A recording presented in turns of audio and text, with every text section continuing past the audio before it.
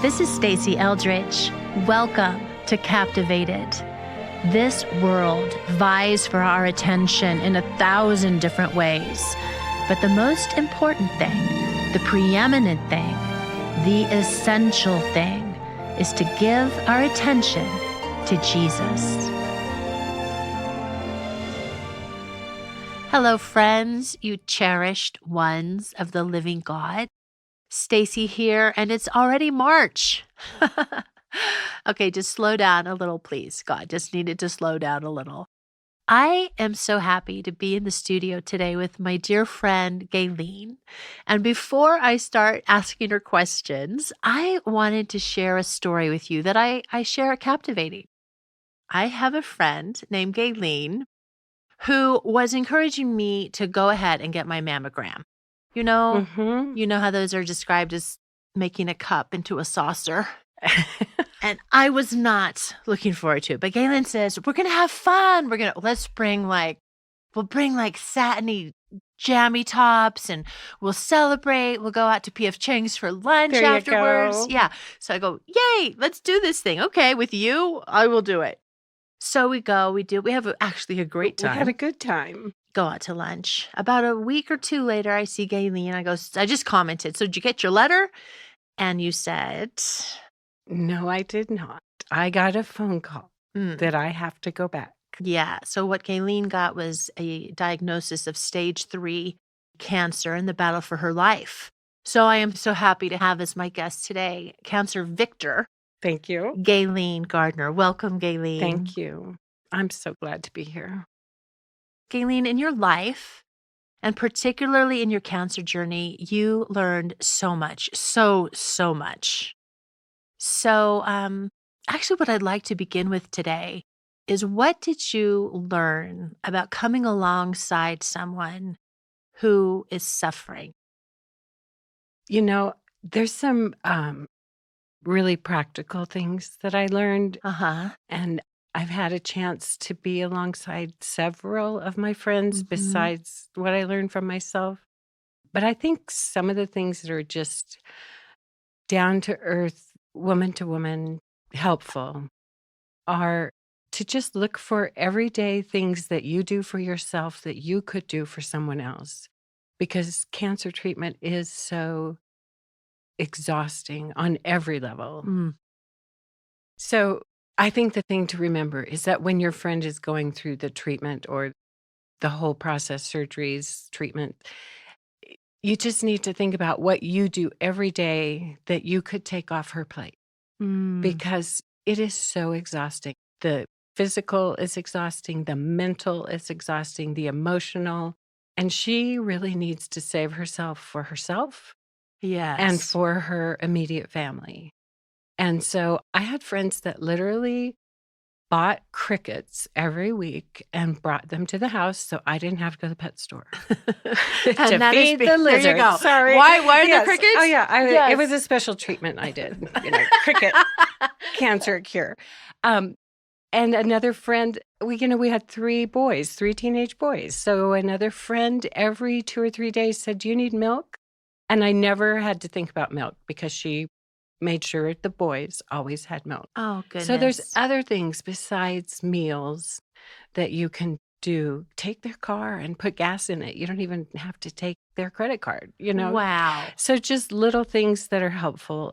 Make their kids lunches. If there's a mom in your kid's classroom, just say, I'll send 2 lunches every day. So she doesn't have to think about some of those things, and she can save herself for really important things. Like, I never missed a soccer game or a wrestling match.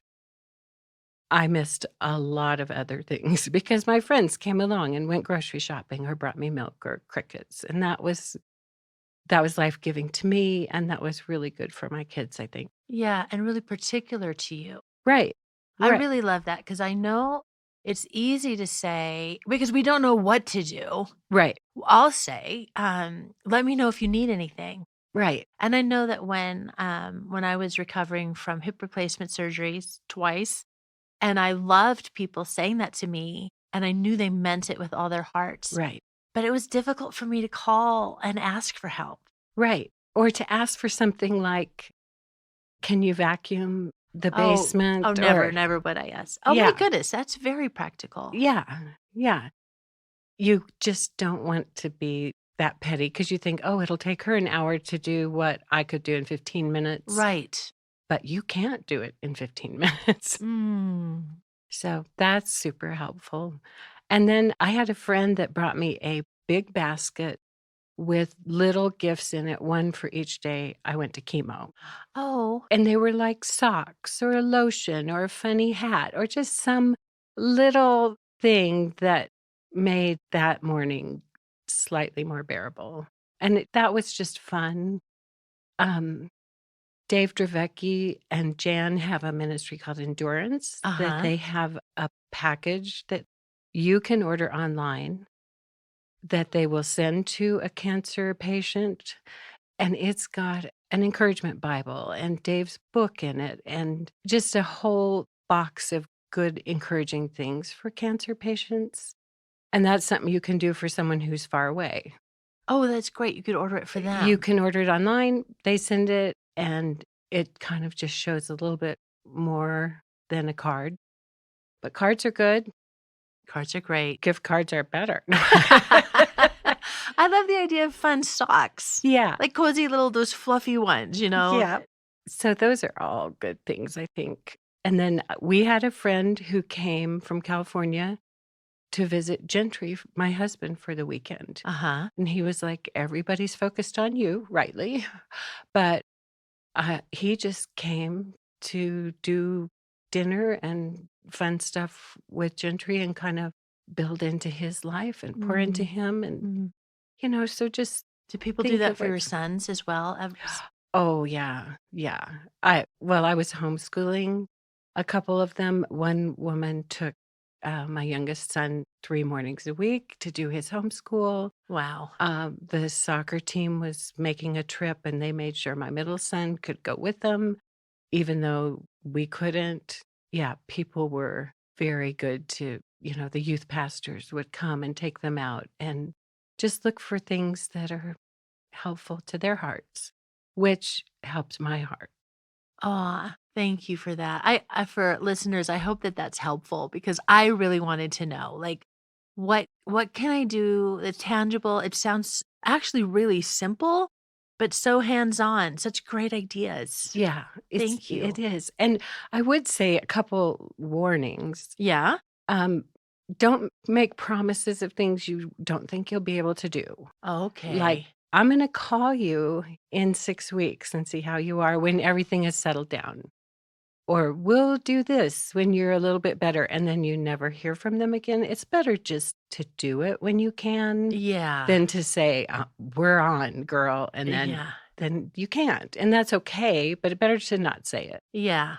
And also, I think now my cancer was 17 years ago, Mhm. so things have changed. Yes. My experience is not gonna be somebody's today. Mhm. Even my friend, I was 6 months behind her in our diagnosis. She and I had different anti-nausea medicines. Wow. Things change, Yeah. so maybe you don't give a lot of medical advice to people. Oh, that's so gentle right there. Yeah. Oh my goodness. Or, there's a berry that grows on the north side of a slope of a mountain in It's in Ethiopia, Hawaii, and it will actually. cure you, and, okay, maybe it will, but any advice you give, just open-handed, gentle, leave it on the table. They can take it or not. Oh, that's good. Yeah. I remember when our dear Craig was going through his battle with leukemia, that was part to navigate because people with their good hearts, Right.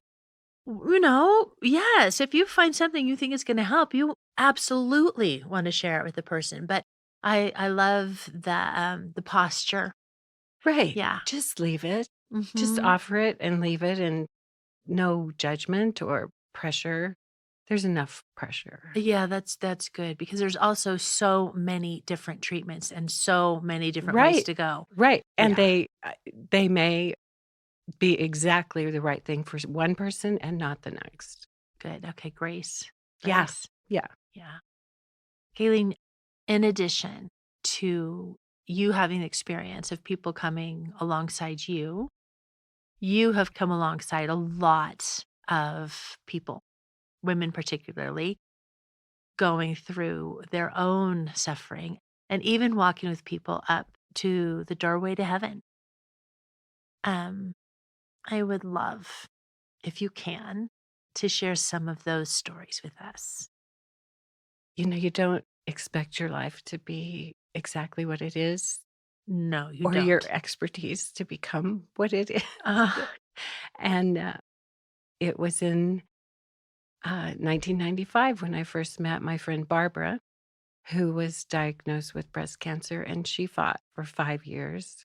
And I was very close to her and was able to be with her, like you said, all the way to the mm, doorway. mm, And then it was just 5 years later when my friend Leanne was diagnosed with ovarian cancer, and because I had been so much with Barbara, yeah. I knew the doctors, I knew how things work, so we got even closer going through her journey. Mm. 6 months after her diagnosis, I got my diagnosis. Wow. So Leanne and I walked as friends, and, I mean, we walked it together. We even went to the plastic surgeon together to talk about mastectomies and reconstruction, and he was Mm. like, "I have never had friends come in together to talk about." Oh. But, that she was just ahead of me, and then I started improving, and she continued to fight, Mm. and, she fought for 5 years, and, I was very close to her throughout that time. There were several more, but last year, my friend Maria, finished her 5-year battle or 6-year battle with ovarian cancer, and we too had been close, Mm. but because she knew what I'd been through with Leanne and Barbara and other people, I was able to just be a little closer. I knew to go to chemo when I could, and I knew Ah, to do certain things. We were kinda had a whole whole 'nother level of understanding and intimacy. I remember once you telling me about, like, you and Leanne talking at night, just at all hours if one of you was in more pain. Right, right, And then I never knew about the burning that comes with chemo. right. There's this kind of bone marrow burning sensation, like in Mm. the cartoon where they light the fuse and then it goes to the Yes. rocket, Yeah. and you feel that go all the way through your entire skeletal system. I mean, Wow. it's really hard to explain, but we knew, we were going through it together. Uh-huh. And so there was just an understanding that you just have with each other. Yeah. But I learned a lot from them. Yeah? Yeah. Can you share any stories of that? Well, I learned that laughter actually is the best medicine. You're good at that. I do like that. I found Maria was particularly into llamas, and I found like this 2-foot battery operated dancing llama on a On leash, a leash. and it plays music. So she's in the chemo lab and she's, dozing off, and I walk in with this music playing and the llama's dancing, and it's actually one of my favorite pictures of her is her Oh. hugging her llama because it was just fun, Oh, I love find ways that. that are fun. Uh-huh. Uh, One of my friends, after she died, the family found this letter that said, "Dear family," Where'd they find it? in her computer, Oh, okay. but it was never Oh, finished. it just said, "Dear Dear family. family." So she had started to write, Mm. and she was a writer, and so you knew she had something she really wanted to say, but just wasn't well enough to finish it. Yes. So I was able to say, like to Maria, when we knew we had a few years, I said, Uh-huh. "I'm not saying you're not going to win this battle, but prepare for the day that maybe you don't. So while you feel good, write those letters. Handwrite what you want to say, because by the time you really go into hospice and know that you don't have a lot of time, It's there's hard too to many do. drugs and you're too tired and too much pain to do those things." You said handwrite. I think that's a treasure. Mm. Even if it's something like recipes. Oh, Whatever's yes. important to you. Yeah. Like, if you wanna leave your favorite recipe that your kids love, handwrite it for them, and maybe they won't appreciate it Yet. ever. Or ever. Or ever. But, yeah, just things I think that leave a part of yourself. You know what? I think that's really good advice for everyone wherever they're at right Yes. now because you don't know. And it goes along with the thing of say the words, speak your love, say what you see, don't hold back. Right. I found a letter that my father wrote me when I was how old? Probably 4 years old. Oh. He was a traveling salesman, and somebody that worked with him had a catastrophic heart attack. And it really sobered my father that you just don't know how Right. many days you have. So he was moved to write all of the children letters. Oh. And then as we got older, my mom asked, "Do you want to rewrite those letters?" She held on to them for Uh-huh. him. And he said, "Nope." So it is an enormous gift. And a couple years ago, it was tucked away. I found it. And it says it's addressed to my darling Stacy. Oh. I know. It means Yeah. so much to me. Right. The advice about listening to my mother, to everything that she tells me, maybe maybe not the best anymore, Right. but the love behind it. I mean, Right. it's a That he treasure. called your name and Yes. spoke. Yeah. Yeah. I do. I have a journal that I keep. I only have one granddaughter so far, Uh-huh. but she lives in California and I don't get to see her very often. So I'm writing a journal to her Oh, so that wow. when she's 18, I don't know where I'll be. Yeah. You know, she'll know who I was, what I thought of her. Don't tell. It's a secret. That is such a good idea. Yeah. Yes. Um, I have a precious sister-in-law who also had multiple sclerosis. So she was bedridden a Mhm. lot. Mm. And I learned a really good trick with her, which was anybody can do a foot massage. Mm. So that's another thing that I found to be really comforting and helpful to people is to just take a bottle of lotion and massage their feet or their hands or their arms. And even when Leanne was dying and people were in the room, I would just sit at the end of her bed and lotion her feet, and she would smile. And then when it was done and annoying, she would shake her head and I'd stop. But, Uh-huh. think about what actually feels good to you. And then maybe your friend can't ask for that, but just offer it. Yeah, that's so good. When my mom was in the final weeks of her life, friends came over and they gave her earbuds for listening to music, Uh huh. and they were like this really soft kind, Right. and she just loved that. Right. Yeah. So you had even more to say to give advice to people walking alongside someone that's dying.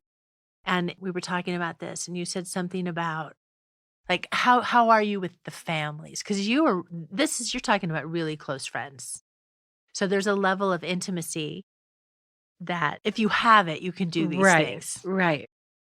I think you really have to come with open hands and a very open heart. Like, I would like to offer this to my friend. Ah, But once the family starts getting closer and emotions run high, yes. you may or may not be able to do that. Yes. And so you have to understand that you're not the most important person in this scenario. Right. And like we said, make sure early on you say to your friend everything you want to say because towards the end it's not about you. You may not even get to be there, but you need to have your offerings and maybe they'll be able to receive them and maybe they won't, Right. but it's okay. Yeah, and respecting the family. Yes, absolutely. Absolutely. After my friend Maria died, Yeah. the day after, I texted her daughter and said, I can come and sit with you. I promise not to talk, but I will come and sit with you and just hold you. And she said, "No, thank you." I said, "Okay, but I can." And I Mhm. promised not to talk. And about 20 minutes later, she said, "Okay, come." And that's what I did. I just tried to sit. I just cried with her, just held her, didn't have grand counsel or, just to be present. But I just offered it. Yeah. And it was actually quite beautiful. Really a treasure to me, that moment. Mm. And I'm also hearing it in that, Gayleen, because I want this to be a little instructive because we need it. Right? We need it. We've talked about what ideas of what you can do. What are some things you shouldn't do? Well, I like to say that I don't know what those are because none of my friends have complained, but they're all in heaven, so it doesn't matter. They've forgiven me. I did one time really regret one thing I did. Okay, more than once, but my friend had not probably opened her eyes in 24 hours, Uh-huh. but she also wasn't letting go, Mm. and you hear that, like, what are they waiting for? And it was time, right? So I got on my knees and I held her hand and I said, "It's okay. It's okay. You can go. We've got the kids. We'll be here for them." Her eyes fly open with this look of terror every mother knows, like, "Where are the children and what's wrong?" What do you It's mean like, we've got the "What do you kids? mean you've got the kids? Who's got the kids?" I felt really bad. But yeah, so, you do the best you can. You do the best you can. And, something that I was thinking of because, again, out of our good hearts and our wanting to soothe people, some things will come out of our mouths that aren't actually helpful. Right? Not, "We've got the kids." I think that's Right. funny. And I do still have the kids, but I've even got the grandbabies now, but Yes. that's not what she heard. What I'm thinking of is for the family afterwards. As much as it's true that they are in a better place now, Mm. sometimes or always, that's just not the thing to say. Or, oh gosh, the whole, God needed an Oh, angel. please don't say that. Yeah, They're not an angel. yeah. They're So, not floating. no. They're not just sitting on a cloud singing eternally in a soft and Strumming a harp? anonymous place. So what are they doing, Gayleen? Oh my gosh. They're so they're so whole. Yes. And um my friend Maria, I found out she was going into hospice on a day I didn't expect to. Uh-huh. So I didn't really have time to pull my theological heart together. Uh-huh. And when she told me, I just said, "Oh my gosh, you're going to see Jesus and you're going to see Leanne and you're going to," and I just started, and it wasn't, it's not in a doctrinal book on how to respond. It was just Right. the, the wholeness, the restoration, the beauty, all those things they really are. And it's true. The pain is gone. Yes. That's true. Right. I do have one resource that I really like, Yeah? and that is Anything by Randy Alcorn, Yeah. but he has a book on heaven that is real and theologically correct. It shatters a lot of our misconceptions. Mhm. John's book on all things new, oh Yes. my gosh, that it's not this soft, fluffy fantasy heaven. It's all things new. Yes. What you love, what you desire, what makes you happy here is Yes. new and better and whole Mm, and not broken. no. And And the yeah, people that you've had to say goodbye to, you right, get to say hello to. right. And Yeah. all the things you find beautiful in them Oh, are complete. that's so good. I remember when Leanne was passing and we were still praying, Right. so contending for her life. And then you called me and you said, "She's perfectly healed now." Yeah. Yeah. And she is. Yes, she is. And she is. Didn't you show up with the book? Which book by Randy? Oh, the Heaven book? The Heaven book. Yeah. When I came to Maria's house with this book, and her daughter, who's in her 20s, was like, "No, I don't wanna see one more book about heaven." But she said, I know what Gayleen has been through, Yeah. so I'm gonna trust that this is a real book." And it has never left her side. I mean, Oh, it's been not even a year, but to her, she was like, "Finally, some serious answers," you know? that's so good. Yes, that book is excellent, and All Things New, really Yeah, to hold on to because it's a doorway we are all going to walk through, right? And to diminish the fear of it, to make it something that we long for and hope for and look right? forward to. Well, don't you think that's the whole tactic of the enemy Yeah. is, "I'm gonna make them think this is the best there is. I'm gonna camouflage what they have to look forward to so they don't wanna go there." Right. And And w take away our we're hope. robbed. We're robbed, Right. and they're robbed. And our hope is rooted in the truth of the goodness that's coming that Jesus Right. won for us. That's right. Yeah. Yeah. I've been just going back to that very simple verse. "If I go to prepare a place for you, Mm. I will come again." And I learned it in the King James, so, "And receive you unto myself." Mm. You know, it's not hidden deep in some prophecy in the Old Testament. Jesus just said it. Yes. "I will prepare a place for you." Okay, I want that. I Exactly. want And you know that. it's good. Yeah. Better than we ever imagined. Like, don't Yeah. it's not saying don't imagine, that scripture more than you hope to imagine, but it's like, Right. imagine as big as you can. It's better than that. Right. Gayleen, I see that you have another book with you. I have fallen in love with these every moment holy liturgies. So good. So good. And there's in volume 2, it's all on suffering and Mhm. death, dying, being alongside people. Mhm. There's a lot for patients, there's a lot for caregivers. But I found this liturgy for the beginning of a bedside vigil. Mm. You fight and you pray and you hope for a miracle. And my friends, oh my goodness, they fought so valiantly. All of them. My Mhm. sister-in-law, 5 and 6 years. But Yes. there is a moment where the fight is over. Uh-huh.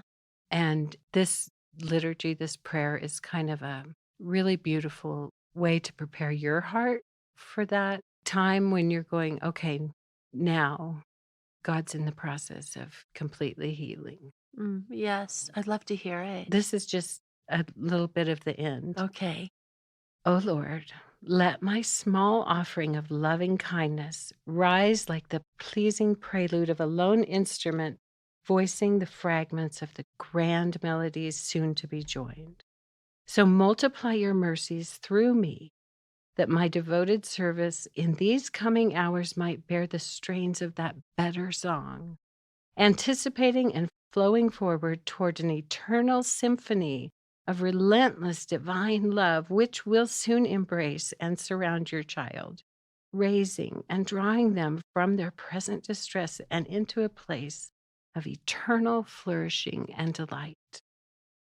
So let the small acts of embodied worship I offer this night echo the emerging theme of those glories to come, bearing bright witness to your dying child that this threshold of their death has already been claimed by the compassions of their Christ and forever broken, reversed, transformed, rebuilt, and remade into a threshold of life. Ah, yes, God. Yes, It's really a journey of life to life. We say from life to death, but it's from life to to life. life. And you get to sit at the threshold or close to the threshold and be with your friend and just offer whatever you can.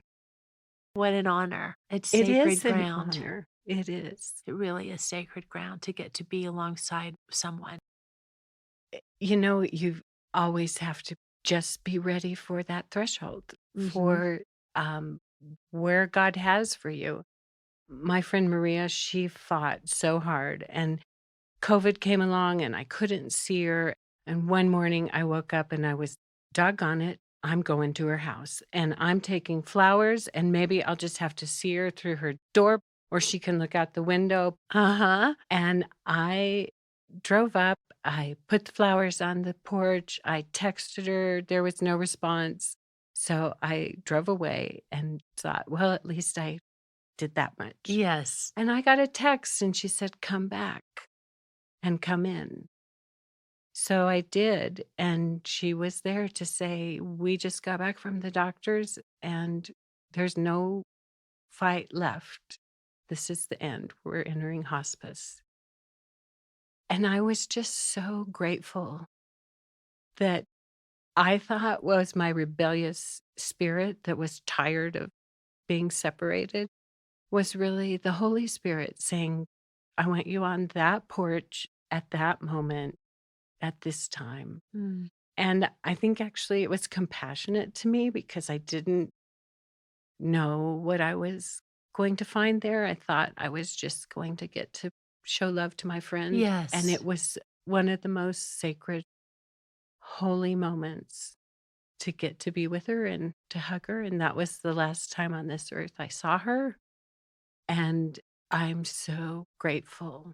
I'm so grateful that God gave me that moment and that He orchestrated every detail about it down to the moment. Yes. And it's a treasure.